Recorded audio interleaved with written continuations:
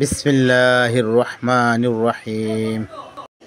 প্রিয় ভিউয়ার্স, আমরা কিছুক্ষণের মধ্যেই পৌঁছে যাব কুমিল্লার শালবন বিহার টিকিট কাউন্টারে। টিকিট কেটে আমরা প্রবেশ করব শালবন বিহারে। আসসালামু আলাইকুম রহমতুল্লাহ বারাকাতু। ভিউয়ার্স, সুদূর ব্রাহ্মণবাড়িয়া থেকে এসেছি আমি কুমিল্লার শালবন বিহারে। আপনাদেরকে আজ জানাবো এই শালবন বিহার কি, তার ইতিহাস, ঐতিহ্য এবং খুঁটিনাটি বিষয়বস্তু। শুরুতে জানিয়ে দিচ্ছি শালবন বিহার অর্থ কী। শালবন বিহার শব্দের অর্থ হচ্ছে জৈন বা বৌদ্ধ মন্দির বা বাসস্থান বা অপেক্ষার স্থান। মধ্যযুগের অনেক শিলালিপি এবং গ্রন্থে বিহার থেকে যার অর্থ নির্মাণ করা। এটি সংস্কৃত আরণ্য বা পালি অরণ্যের সাথে বৈপরীত্য, যার অর্থ বন। আল্লাহু আকবার, আল্লাহু আকবার, আল্লাহু আকবার। ভিউয়ার্স, শুরুতেই আল্লাহ তাআলা শ্রেষ্ঠত্ব বর্ণনা করেছে এই কারণে যে যুগে যুগে অনেক বাদশাহ বিলীন হয়েছে, বাদশার বাড়িঘর ধ্বংসস্তূপে পরিণত হয়েছে, কিন্তু আমাদের মহান রব আল্লাহ তাআলা টিকে আছেন, টিকে থাকবেন, তিনি অবিনশ্বর। এবার আসি শালবন বিহার নিয়ে টুকিটাকি আলোচনা। কুমিল্লার ময়নামতিতে খননকৃত সব প্রত্নতাত্ত্বিক নিদর্শনের মধ্যে শালবন বিহার অন্যতম প্রধান। কুটবাড়িতে বার্ডের কাছে লালমাই পাহাড়ের মাঝামাঝি এলাকায় এই বিহারটি অবস্থান।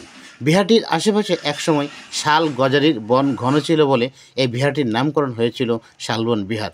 এর সন্নিহিত গ্রামটির নাম শালবনপুর। এখনও ছোট একটি বন আছে সেখানে।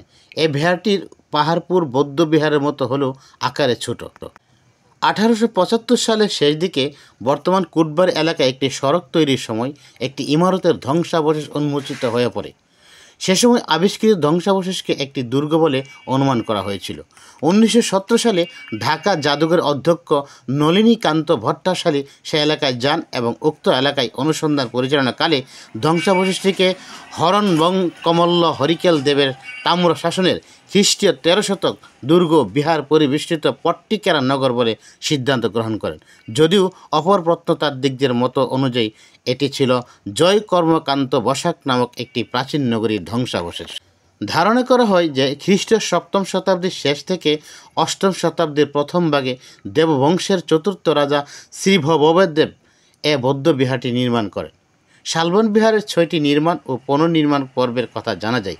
খ্রিস্টীয় 8ম শতাব্দীর মধ্যে 3য় পর্যায়ে কেন্দ্রীয় মন্দিরটি নির্মাণ করা হয় ও বিহারটির সার্বিক সংস্কার করা হয় বলে অনুমান করা হয়। 4র্থ ও 5ম পর্যায়ে নির্মাণ কাজ ও সংস্কার কাজ সম্পন্ন হয় 9ম-10ম শতাব্দীতে। আকারে এটি চৌকা। শালবন বিহারের প্রতিটি বাহু 166.7 মিটার দীর্ঘ। বিহারের চারদিকের দেয়াল 5 মিটার পুরু। কক্ষগুলো বিহারের চারদিকের বেষ্টনী দেয়াল পিট করে নির্মিত। বিহারে ঢোকা বা বের হওয়ার মাত্র একটাই পথ ছিল। এ পথ বা দরজাটি উত্তর ব্লকের ঠিক মাঝামাঝি স্থানে রয়েছে। প্রতিটি কক্ষের মাঝে 1.5 মিটার চৌড়া দেয়াল রয়েছে। বিহার অঙ্গনের ঠিক মাঝে ছিল কেন্দ্রীয় মন্দির। বিহারে সর্বমোট 155টি কক্ষ আছে। কক্ষর সামনে 8.5 ফুট চৌড়া টানা বারান্দা ও তার শেষ প্রান্তে অনুচ্ছ দেয়াল। প্রতিটি কক্ষের দেয়ালে 3টি করে কুলুঙ্গি রয়েছে। কুলুঙ্গিতে দেবদেবী, তেলের প্রদীপ ইত্যাদি রাখা হতো। এই কক্ষগুলো ছিল বৌদ্ধ ভিক্ষুরা থাকতেন, সেখানে বিদ্যাশিক্ষা ও ধর্মচর্চা করতেন। বিহারের বাইরে প্রবেশদ্বারের পাশে দক্ষিণ পূর্ব কোণে একটি হলঘর রয়েছে। চারদিকের দেয়াল ও সামনে 4টি বিশাল গোলাকার স্তম্ভের উপর নির্মিত সে হলঘরটি ভিক্ষুদের খাবার ঘর ছিল বলে ধারণা করা হয়। হলঘরের মাপ 10 মিটার গুণ 20 মিটার। হলঘরের চারদিকে ইটের চওড়া রাস্তা রয়েছে। প্রত্নতাত্ত্বিক খননের মাধ্যমে বিহারটির ধ্বংসাবশেষ থেকে 8টি তাম্রলিপি, প্রায় 400টি স্বর্ণ ও রৌপ্য মুদ্রা, অসংখ্য পোড়ামাটির ফলক ও টেরাকোটা, সিলমোহর, ব্রোঞ্জ ও মাটির মূর্তি পাওয়া গেছে। এগুলো বাংলাদেশের প্রাচীন প্রত্নতাত্ত্বিক ঐতিহ্যের স্বাক্ষর বহন করে আছে। তো বন্ধুরা, কথায় আছে বাড়িওয়ালা নাই রে বাড়ি, নাই রে দুনিয়াতে। এখানে বিশাল সাম্রাজ্য গড়েছিলেন। 100 বা 150 তার চেয়ে অধিক রুম নিয়ে, কক্ষঘর নিয়ে বিশাল আকারের সাম্রাজ্য গড়েছিলেন এই বৌদ্ধ রাজা। কিন্তু আল্লাহ তাআলার চিরাচরিত প্রথা হচ্ছে যে কোনো রাজা বাদশাহী টিকে থাকবে না, একমাত্র আল্লাহ তাআলাই টিকে থাকবেন। তাই অতীতকালের হাজার হাজার বছরের পূর্বেও আমরা জানতে পারি যে কোনো রাজাই টিকে নাই। যুগে যুগে অনেক রাজা বাদশাহ এসেছেন, তাদের বাড়িঘর নির্মাণ করে শক্তর চাইতে আরও শক্ত যেন ধ্বংস না হয় সেভাবে সৃষ্টি করেছেন তাদের নির্মাণ কাজগুলো। কিন্তু না, আল্লাহর শক্তির সাথে কোনো শক্তি টিকে থাকতে পারবে না। তাই যুগে যুগে যত বাদশাহী এসেছেন সবাই ধ্বংস হয়েছেন, আল্লাহ ঠিকই আছেন।